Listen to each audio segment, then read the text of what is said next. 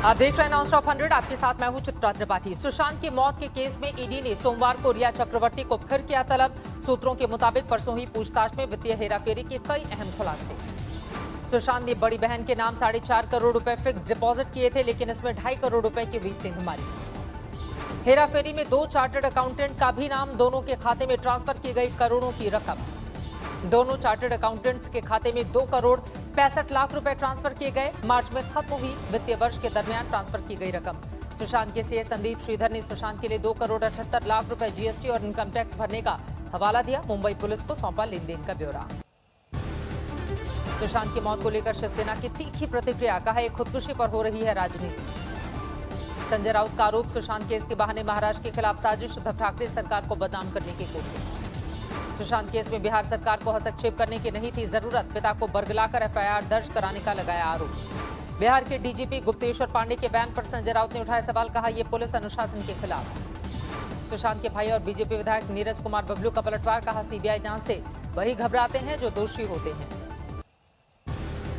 नीरज कुमार ने कहा किसी एफआईआर को गलत मानना ठीक नहीं। महाराष्ट्र सरकार शुरू से जांच करती तो रिया की गिरफ्तारी हो जाती, नहीं आती सीबीआई जांच की जरूरत। सुशांत के पुरानी दोस्त मधुरा नाइक ने कहा यकीन करना मुश्किल है कि वो खुदकुशी करेगा। सुशांत की मौत के केस में रिया के भाई शोविक से प्रवर्तन निदेशालय ने की 18 घंटे तक पूछताछ। कल ईडी दफ्तर पहुंचे शोविक, आज सुबह निकले। रिया चक्रवर्ती के भाई शोविक को प्रवर्तन निदेशालय फिर पूछताछ के लिए कर सकता है तलब, जांच में सहयोग नहीं करने का आरोप। सूत्रों के मुताबिक शोविक ने ईडी के वित्तीय मसलों से जुड़े सवालों का नहीं दिया सीधा जवाब। सीएम अशोक गहलोत का बयान, 14 तारीख को राजस्थान में लोकतंत्र बचेगा, जीत हमारी होगी। मुख्यमंत्री गहलोत ने कहा राजस्थान में सियासी संकट पर पीएम मोदी से की बात, अमित शाह पर सरकार अस्थिर करने का लगाया आरोप। सीएम अशोक गहलोत का आरोप, बागी 19 विधायकों की बाउंसर लगाकर की गई है घेराबंदी, लेकिन इनमें ज्यादातर लोग वापस मेरे साथ लौटेंगे। अशोक गहलोत का आरोप, बीजेपी में पड़ी फूट, चार्टर्ड प्लेन से अपने विधायकों को दूसरे राज्यों में भेज रही बीजेपी। गहलोत ने कहा किसी विधायक का नहीं टेप किया गया फोन। राजस्थान के सीएम अशोक गहलोत ने विधायकों को लिखा खत, 3 पेज के खत में सभी विधायकों से भावुक अपील, जनता की आवाज सुनने और लोकतंत्र को बचाने का आग्रह। सीएम गहलोत ने कांग्रेस के कुछ बागी और बीजेपी के कुछ नेताओं पर सरकार को अस्थिर करने की कोशिश का आरोप लगाया, साथ ही कोरोना के हालात की दी जानकारी। राजस्थान में बीजेपी को भी सताया विधायकों की सेंधमारी का डर। 6 विधायक गुजरात पहुंचे, सोमनाथ दर्शन का दिया हवाला।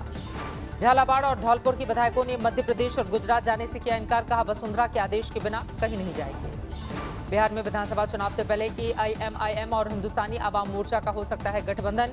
एआईएमआईएम के प्रदेश अध्यक्ष ने मांझी से की मुलाकात। राजस्थान के सीएम अशोक गहलोत ने विश्व आदिवासी दिवस पर आज 9 अगस्त को अवकाश का किया ऐलान।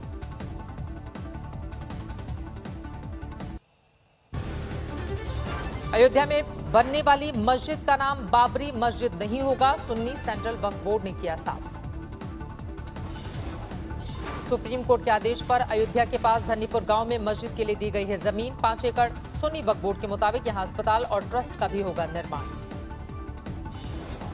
सुन्नी वक्फ बोर्ड ने कहा धन्नीपुर गांव में अस्पताल और ट्रस्ट के शिलान्यास में सीएम योगी को भेजा जाएगा न्योता। इस्लाम में मस्जिद के निर्माण में शिलान्यास जैसे कार्यक्रम की मंजूरी नहीं। अयोध्या की तर्ज पर नेपाल में भी राम मंदिर बनाने की तैयारी, प्रधानमंत्री ओली ने दिया निर्देश। नेपाल के ठोरी के पास रहे अयोध्यापुरी में ही राम के जन्मस्थान का किया था दावा, ओली के बयान का हुआ था कड़ा विरोध। यूपी के अल्पसंख्यक कल्याण मंत्री मोहसिन रजा का बयान, अयोध्या में बनने वाली मस्जिद का पैगंबर मोहम्मद साहब ने नाम पर मस्जिद ए मोहम्मदी रखा जाए। बीएसपी अध्यक्ष मायावती का बयान, यूपी में उनकी सरकार बनी तो ब्राह्मण समाज की आस्था के प्रतीक परशुराम समेत सभी जातियों के संतों के नाम पर बनेंगे अस्पताल। मायावती ने अयोध्या में जन्मभूमि पूजन में दलित संतों को नहीं बुलाने का लगाया आरोप, कहा राष्ट्रपति को बुला लेते तो अच्छा जाता संदेश। राहुल गांधी का मोदी सरकार पर वार, किया ट्वीट, देश के युवाओं के मन की बात, रोजगार दो मोदी सरकार। राहुल गांधी ने युवाओं से की अपील, युवा कांग्रेस के रोजगार दो मिशन से जोड़ें अपनी आवाज, सरकार को नींद से जगाएं, ये देश के भविष्य का सवाल। प्रधानमंत्री नरेंद्र मोदी ने पीएम किसान योजना के तहत आज किसानों के खाते में ट्रांसफर की रकम 17 करोड़ रुपए की ट्रांसफर। 8 करोड़ 55 लाख किसानों को मिला पीएम किसान योजना का लाभ, बटन दबाते ही खाते में ट्रांसफर हुई रकम। पीएम मोदी लाभार्थी किसानों से उन्होंने किया संवाद, कर्नाटक, मध्य प्रदेश समेत देश के तमाम प्रगतिशील किसानों से की बात। यूपी सरकार में कानून मंत्री ब्रिजेश पाठक की कोरोना से हालत बिगड़ी, पीजीआई में किए गए भर्ती। कोरोना संक्रमित होने के बाद से होम आइसोलेशन में थे ब्रिजेश पाठक। इस दौरान गंभीर हुई हालत। देश में कोरोना का कहर जारी। 24 घंटे में रिकॉर्ड 64,399 केस। 24 घंटे में कोरोना से 861 लोगों की मौत। देश में कोरोना से अब तक 43,379 लोगों की जा चुकी है जान। देश में कोरोना के कुल केस 21,53,000 के पार। देश में अभी 6,28,747 कोरोना के एक्टिव केस। देश में अब तक 14,80,000 से ज्यादा कोरोना पीड़ित हो चुके हैं स्वस्थ। बॉलीवुड अभिनेता संजय दत्त की बिगड़ी सेहत। सांस लेने में तकलीफ के बाद लीलावती अस्पताल में भर्ती कराए गए। यूपी में कोरोना संकट के बीच बीएड परीक्षा। मुरादाबाद में 32 परीक्षा केंद्रों पर 11,000 से ज्यादा परीक्षार्थी दे रहे हैं परीक्षा। उधर कानपुर में कोरोना प्रोटोकॉल का रखा गया ध्यान। बीएड के परीक्षार्थियों को 300 के ग्रुप में अलग अलग पारियों में परीक्षा केंद्र पर बुलाया गया। प्रयागराज में भी जुटे बीएड के परीक्षार्थी। बस स्टैंड से ही सोशल डिस्टेंसिंग का रखा जा रहा था ध्यान। कोरोना के नाश के लिए तप कर रहा है एक साधु। देहू से पंढरपुर तक की साष्टांग दंडवत वाली परिक्रमा। बिहार के समस्तीपुर में कोरोना विस्फोट। एक दिन में सामने आए 147 केस। थाने में 7 कोरोना पॉजिटिव। विजयवाड़ा में बड़ा हादसा। कोविड सेंटर में लग गया। 11 लोगों की गई जान। मृतकों के परिजनों को 50 लाख मुआवजे का ऐलान। कोविड सेंटर में 30 कोरोना पीड़ितों के साथ मौजूद थे 10 स्टाफ कर्मी। एक होटल को कोविड अस्पताल में किया गया था तब्दील।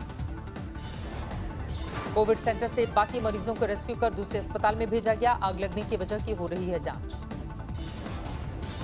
होटल समरना पैलेस को बनाया गया था कोविड सेंटर। अब तक 20 लोगों को सुरक्षित निकाला गया।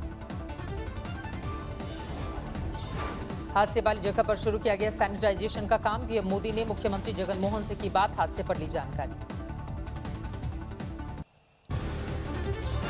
दिल्ली के स्वास्थ्य मंत्री सत्येंद्र जैन ने दी जानकारी। राजधानी में 10,600 से ज्यादा एक्टिव केस।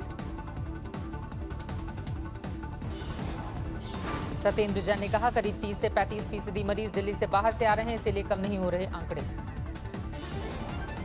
दिल्ली के सदर बाजार इलाके में लग रहे साप्ताहिक बाजार उपराज्यपाल ने रोक दिया था, आदेश दिया था इसके रोक का। झारखंड के देवघर में शौचालय की टंकी में फंसकर 6 लोगों की मौत। निर्माण कार्य के दौरान हादसा। झारखंड के लोहरदगा में नवजात बच्चे को जिंदा जमीन कब्र से निकाला गया। जमीन में आवाज आने पर लोगों ने खोद कर निकाला मासूम को। अभी स्वस्थ है। आत्मनिर्भर भारत को लेकर रक्षा मंत्रालय का बड़ा फैसला। 101 रक्षा उपकरणों के आयात पर रोक लगाने का किया ऐलान। रक्षा मंत्री राजनाथ सिंह ने किया ट्वीट। तोपें, राइफल, जहाज सहित कई आधुनिक हथियार भारत में बनेंगे। आयात पर रोक से भारतीय कंपनियों को फायदा। भारतीय कंपनियों को मिलेंगे 4 लाख करोड़ के ऑर्डर। राजनाथ सिंह का ऐलान। नई पहल के लिए 52,000 करोड़ का फंड जारी। भारत चीन सरहद के फॉरवर्ड पोस्ट पर आईटीबीपी डीजी का 4 दिन का दौरा। सुरक्षा तैयारियों का लेंगे जायजा। लखनऊ में एटीएस को मिली बड़ी सफलता। मुठभेड़ में हनुमान पांडे उर्फ राकेश पांडे ढेर। 1 लाख का इनामी बदमाश मारे गए। शातिर अपराधी राकेश के पास से पिस्टल बरामद। कार में सवार 4 साथी फरार। मुठभेड़ के दौरान कार में गोलीबारी में कार के शीशे टूटे। कार पर दिखे गोलियों के कई निशान। राकेश पांडे को मुख्तार अंसारी का खास शूटर बताया जाता है। कृष्णानंद राय हत्याकांड का था आरोपी। मऊ में ठेकेदार अजय प्रकाश सिंह उर्फ मुन्ना सिंह और एक दोहरे हत्याकांड में भी मुख्तार अंसारी के साथ आरोपी था हनुमान पांडे।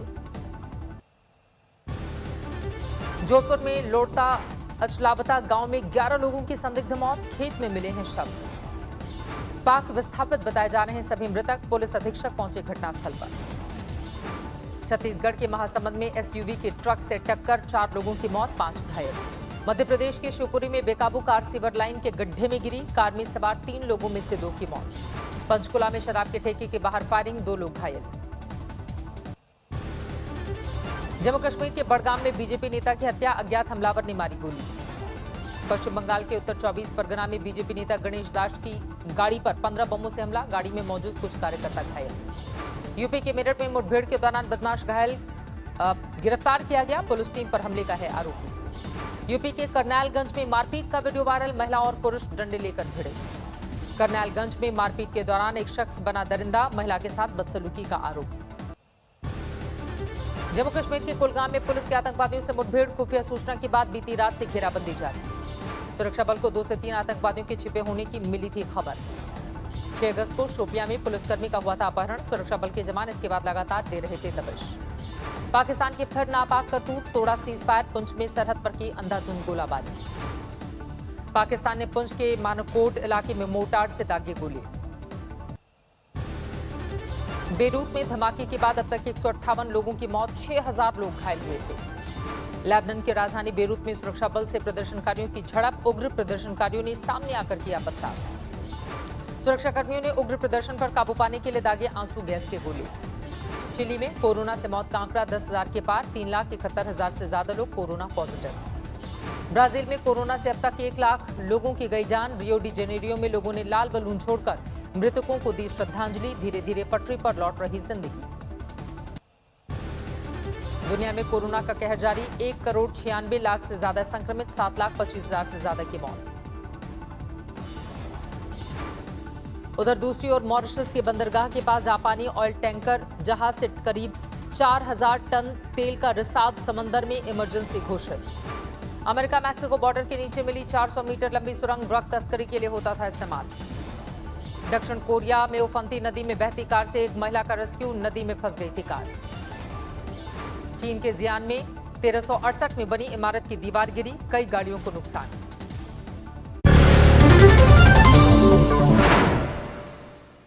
नमस्कार, मैं हूं अंजना ओम कश्यप। हमें उम्मीद है ये वीडियो आपको पसंद आया होगा। लेटेस्ट खबरों के लिए यूं ही देखते रहिए आज तक, और इस वीडियो के पसंद आने पर लाइक, शेयर एंड सब्सक्राइब करना ना भूलें।